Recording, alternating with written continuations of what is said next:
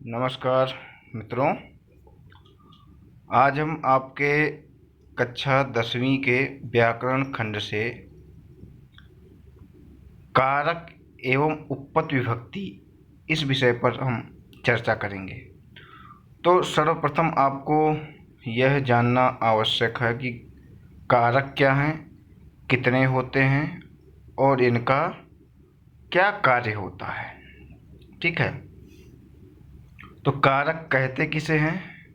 साक्षात क्रियान्वयित्वम कारकम, अर्थात जिस शब्द का क्रिया के साथ सीधा संबंध होता है वह कारक कहलाता है। अथवा दूसरी भाषा में यदि हम कहना चाहें तो क्रियाजनकत्वम कारकत्वम, अर्थात क्रिया का जो जनक है वही कारक है।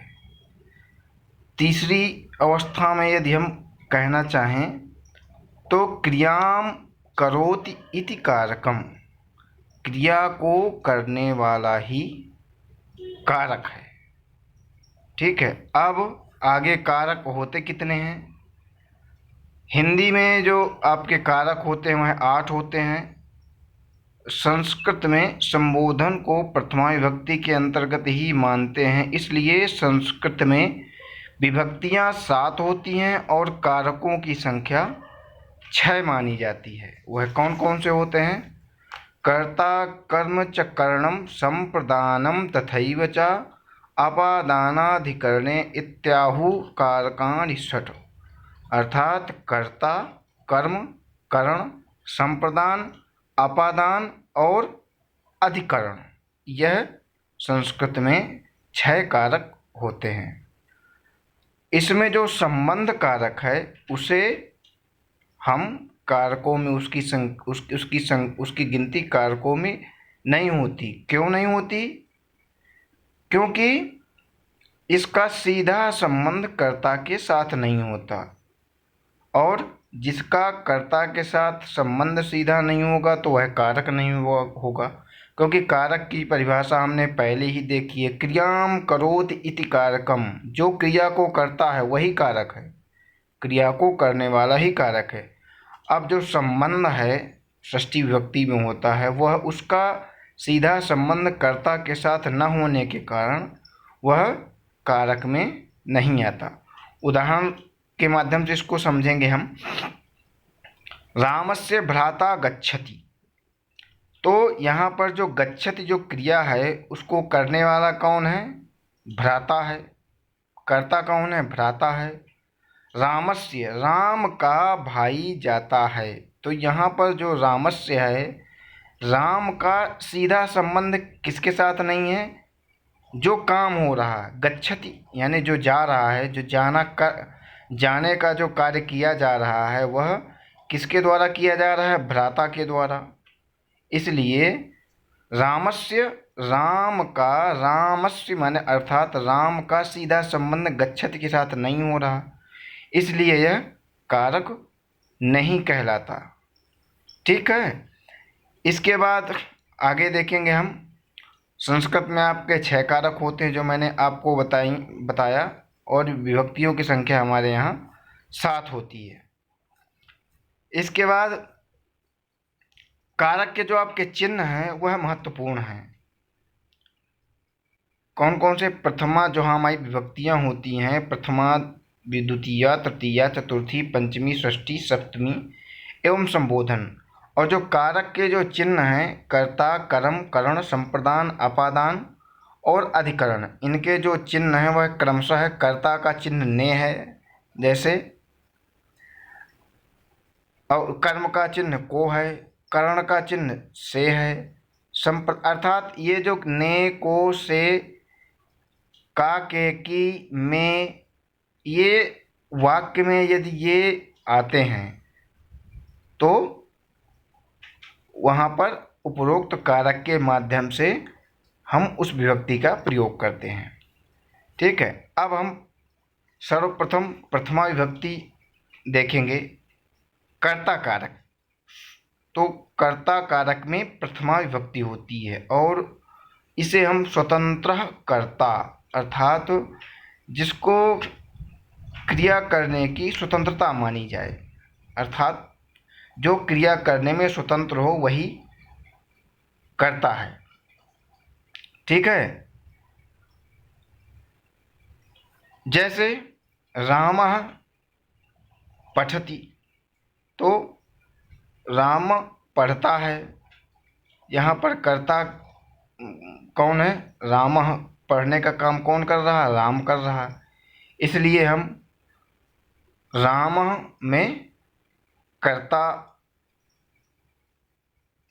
रामः पठति में राम जो है वह कर्ता होगा और कर्ता स्वतंत्र रहता है, और इसमें कर्ता कारक में क्या होता है? प्रथमा विभक्ति का प्रयोग होता है। इसलिए रामः पठति यह वाक्य हम बनाते हैं। पुनः ये चिन्ह आपके सामने हैं, इन्हें आप अगर अच्छे से आप इन्हें ध्यान से दिमाग में बैठा लेंगे तो आपको कोई भी वाक्य का ट्रांसलेट करने में कभी कोई समस्या नहीं आएगी।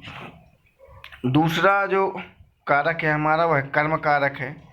जिस पर क्रिया का फल पड़ता हो उसे हम कर्म कहते हैं, अथवा जिसको कर्ता सबसे अधिक चाहता हो उसे हम कर्म कहते हैं। और कर्म कारक में द्वितीया विभक्ति होती है, जैसे सुरेशः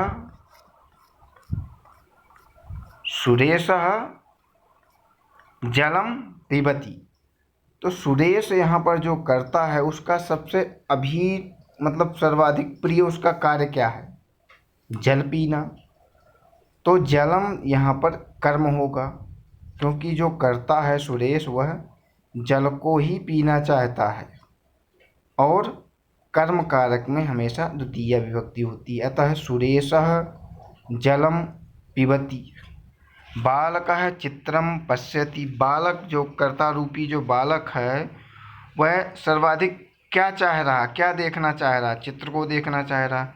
इसलिए जो चित्र है वह कर्म होगा, और कर्म में यहाँ पर द्वितीय विभक्ति होती है। और इन्हीं में जो उपपद विभक्तियाँ होती हैं वह विशेष अर्थों पर प्रयोग होती हैं, जैसे अभितः, परितः, समया, निक्षा, हा, प्रति, बिना इत्यादि शब्दों का प्रयोग होने पर हम द्वितीय विभक्ति का प्रयोग करते हैं।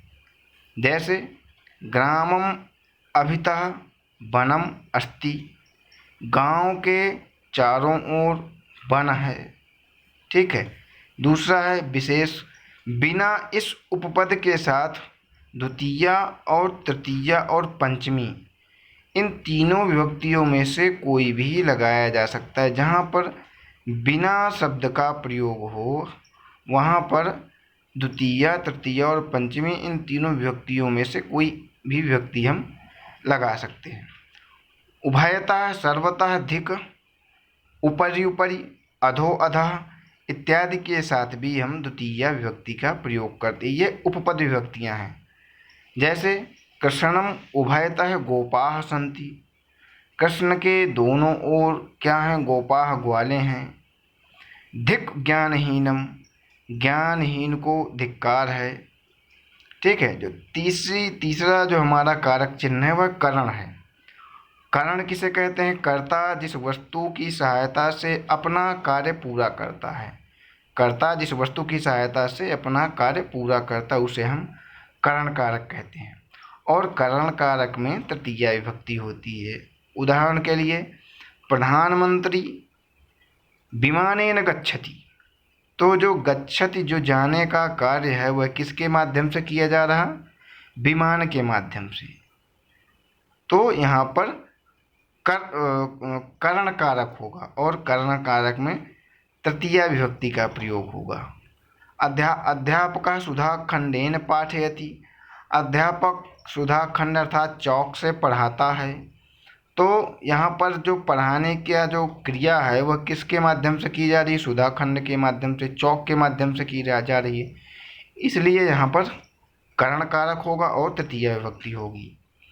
इसमें जो उपपद विभक्तियाँ होती हैं तृतीया करण कारक में वह सह, साकम, सार्धम, समय, समम, इन चारों शब्दों के योग में जिसके साथ कोई काम किया जाए उसमें तृतीया विभक्ति होती है। जैसे पुत्रः जनकेन सह गच्छति। पुत्र किसके साथ? जनक के साथ, अर्थात पिता के साथ जाता है। तो ये उपपद विभक्तियाँ हैं विशेष रूप से इन शब्दों के साथ। जब ये शब्द जहाँ पर मिलें, सह, साकम, सार्धम, समम, तो इनके साथ हमें क्या करना है? करण कारक के साथ हमको तृतीय विभक्ति का प्रयोग करना है। एक उदाहरण और देखते हैं। सीता गीतया साकम सार्धम गच्छति। सीता गीता के साथ जाती है अथवा खेलती है। साथ समम क्रीडति, जाती है, खेलती है इत्यादि। ठीक है। इसके बाद तीसरी जो उपपद विभक्ति है अलम। अलम अर्थात बस, हीन अर्थात उससे रहित। इन शब्दों के योग में भी तृतीय विभक्ति का प्रयोग करते हैं। जैसे अलम विवादेन, विवाद से क्या है? हमें बचना चाहिए। धनेन हीनः नृपः न धनम, धन से हीन राजा सुशोभित नहीं होता। अर्थात जो धन से हीन राजा होता है, तो यहाँ पे हीन रहित शब्द का प्रयोग हुआ है, इसलिए यहाँ पर तृतीय विभक्ति होगी। नेक्स्ट है जिस अंग के कारण शरीर में कोई विकार हो। जो जैसे किसी अंग के कारण उस शरीर में विकार आ गया हो, वहाँ पर भी अंगवादी शब्दों पर भी हम तृतीय विभक्ति का प्रयोग करते हैं। जैसे भिक्षुक है पादेन खंजः, भिखारी क्या है? पैर से लंगड़ा है। सह कर्णेन बधिरः, वह कान से बहरा है। आगे उपपद विभक्ति का एक नियम है पृथक अर्थ में, अर्थात जहाँ पर अलग किया जाए। बिना, नाना में इनमें क्या होता है? द्वितीया, तृतीया और पंचमी, इन तीनों विभक्तियों का हम प्रयोग करते। जहाँ पर पृथक शब्द, बिना शब्द, नाना शब्द ये आ जाएं, इनका योग हो, वहाँ पर हम द्वितीया, तृतीया, पंचमी इन तीनों विभक्तियों का प्रयोग कर सकते हैं। जैसे रामेण रामम रामात, रामेण रामम रामात बिना दशरथा न अजीवत, न अजीवत। यहाँ पर बिना शब्द मिल गया ना, बिना शब्द के योग में ये वाक्य बनाना, तो यहाँ पर हम तीनों विभक्तियों का प्रयोग कर देंगे। रामेण रामम रामात, द्वितीया, तृतीया, पंचमी। रामेण रामम रामात बिना दशरथ न अजीवत, अर्थात राम के बिना दशरथ जीवित नहीं रहे।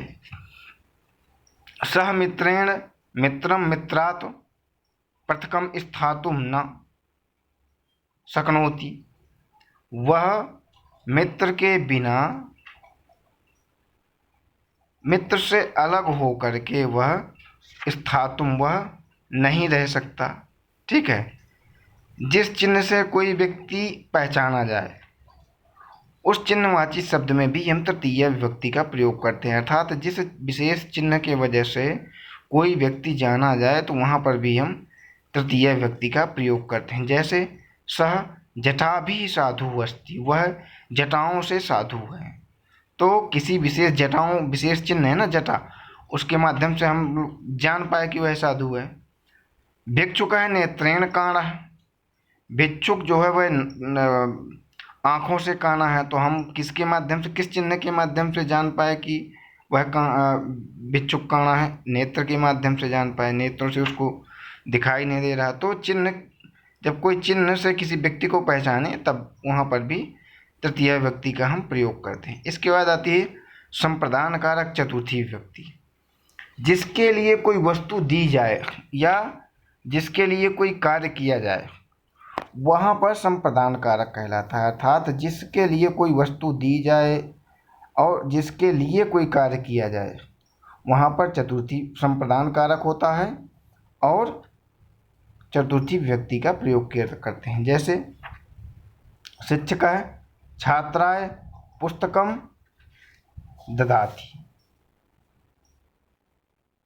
शिक्षक है छात्राय, शिक्षक छात्र को पुस्तक देता है। ठीक है।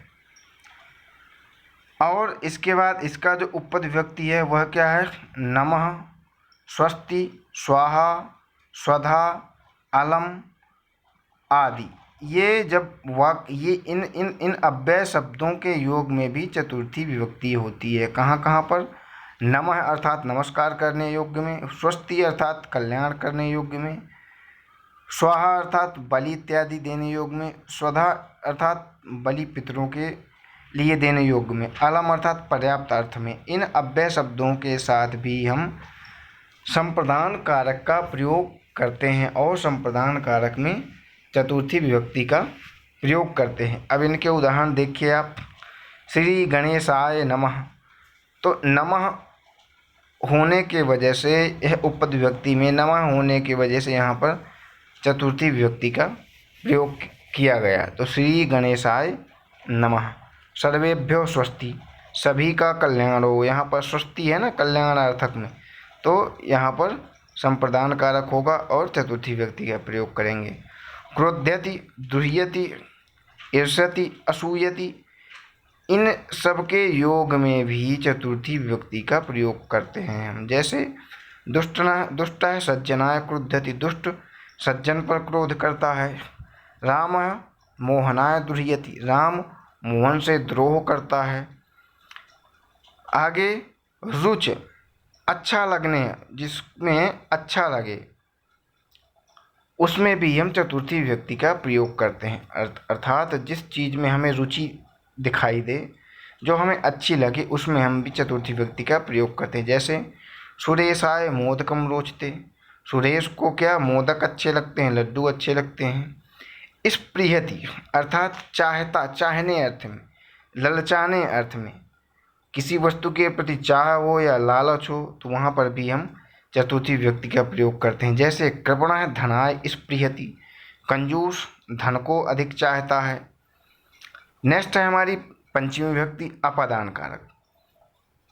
जिस वस्तु से किसी का अलग होना पाया जाए, जिस वस्तु से किसी चीज़ को अलग करना पाया जाए, वहाँ पर अपादान संज्ञा होती है। और अपादान में कौन सी विभक्ति का प्रयोग करते हैं हम? पंचमी विभक्ति का प्रयोग करते हैं। जैसे वृक्षात् पत्रम पतति, तो वृक्ष से पत्ते क्या होते हैं? अलग हो रहे हैं। तो अलग होने में कौन सी विभक्ति का प्रयोग करेंगे हम? पंचमी विभक्ति का प्रयोग करेंगे। जैसे वृक्षात् पत्रम पतति, पेड़ से, वृक्ष से पत्ते जो है पत्ता गिरता है। इसके अलावा भय, रक्षा, प्रसाद, जुगुप्सा, विराम इत्यादि इन धातुओं के साथ भी अपादान कारक पंचमी विभक्ति का प्रयोग होता है। जैसे शिशु कुक्कुरात् बिभेति, शिशु कुत्ते से डरता है। धर्म है पापात् रक्षति, धर्म पाप से रक्षा करता है। नेक्स्ट है हमारी षष्ठी विभक्ति, जहाँ पर दो शब्द संज्ञा या सर्वनाम एक दूसरे से स्वामी विवेक जन्य जनक कार्य कारक संबंध रखते हों। जहाँ पर दो संज्ञा सर्वनाम स्वामी विवेक जन्य जनक और कार्य कारक संबंध रखते हों, वहाँ पर जिस वस्तु का संबंध होता है उसे षष्ठी विभक्ति, उसमें षष्ठी विभक्ति का प्रयोग करते हैं। ठीक है। और यह षष्ठी विभक्ति जो संबंध कारक है, यह कारक की श्रेणी में नहीं आता, क्योंकि इसका सीधा संबंध कर्ता के साथ नहीं होता। जैसे मोहन रामस्य पुत्र, मोहन रामस्य पुत्र अस्ति, मोहन राम का पुत्र है। तो जो रामस्य है षष्ठी विभक्ति यहाँ पर प्रयोग की गई, उसका सीधा संबंध मोहन के जो है वह कौन है? पुत्र कौन है? मोहन है। तो उसका सीधा संबंध राम के साथ नहीं है, इसलिए वहाँ पर संबंध कारक होगा और षष्ठी विभक्ति का प्रयोग करेंगे। देवकी, देवकी ही कृष्ण से माता, देवकी कृष्ण की माता है। गणेश शिव से पुत्र है, गणेश शिव का पुत्र है। ठीक है। इसके बाद आता है आपका अधिकरण अर्थात सप्तमी विभक्ति। जो शब्द का आधार हो उसे अधिकरण कहते हैं, अर्थात जिस शब्द का आधारो अधिकरण है, अर्थात अधिकरण कारक में सप्तमी विभक्ति का प्रयोग होता है। और जो शब्द क्रिया का आधार हो उसे ही हम अधिकरण कहते हैं। उदाहरण के रूप में देखिए, सिंहे वने अस्ति, सिंह वन में रहता है। पक्षी वृक्षे अस्ति, पक्षी वृक्ष में रहते हैं। तो जो पक्षियों के जो रहने का जो आधार है वह कहाँ है? वृक्ष में है। इसलिए यहाँ पर अधिकरण कारक होगा, और अधिकरण कारक में हमेशा सप्तमी विभक्ति होती है। इसलिए वृक्षे पक्षी वृक्षे अस्ति, सिंह वने अस्ति, सिंह कहाँ रहता है? सिंह का रहने का आधार क्या है? वन ही है। तो जो वन है वह अधिकरण कारक हुआ और उसमें सप्तमी विभक्ति का प्रयोग किया हमने। नेक्स्ट है संबोधन। किसी को जब हम पुकारते हैं या सावधान करने हेतु में जिस शब्द का प्रयोग हम करते हैं उसे हम संबोधन कहते हैं। और संबोधन में हमेशा प्रथमा विभक्ति होती है, और कभी कभी प्रथमा विभक्ति के रूप, संबोधन के जो रूप हैं वह प्रथमा विभक्ति से भिन्न भी बनते हैं। जैसे हे राम तत्र गच्छ, हे राम तत्र गच्छ, हे राम वहाँ जाओ। भो छात्राः ध्यानेन शृणोतु, भो छात्राः ध्यानेन शृणोतु, भो छात्र, अरे छात्रों ध्यान से सुनो। हे सीते कुत्र अस्ति, हे सीते कहाँ हो तुम, कहाँ हो। तो ये संबोधन है, और संबोधन में हमेशा प्रथमा विभक्ति का प्रयोग हम करते हैं। इस प्रकार से यह सामान्य हिंदी भाषा में मैंने आपको कारक समझाने का प्रयास किया है। इसके कुछ प्रमुख सूत्र हैं, और उन सूत्रों के माध्यम से एक परंपरागत मैं वीडियो आपको उपलब्ध कराऊंगा, जिसमें इन सभी विभक्तियों के सूत्रों के साथ व्याख्यात्मक उदाहरणों के साथ मैं आपको इसका पुनः एक बार रिवीजन करवाऊंगा। ठीक है, चलिए आप लोग इसे देखें, और इसे देखने के बाद यदि कोई आपको समस्या आती है तो मुझे कमेंट बॉक्स में लिखें। बहुत बहुत धन्यवाद।